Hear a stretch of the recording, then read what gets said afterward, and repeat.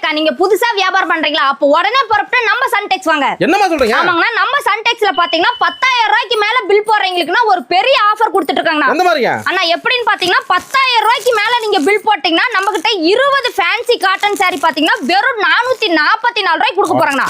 அப்ப என்னமா சொல்றீங்க? ஆமாங்கண்ணா, 20 காட்டன் சாரியை பாத்தீங்கன்னா உங்களுக்கு 444 ரூபாய்க்கு கொடுக்கறத அந்த saree நீங்க கொண்டுட்டு போய் தாராளமா 5,000 ரூபாய்க்கு மேல விக்கலாங்கண்ணா.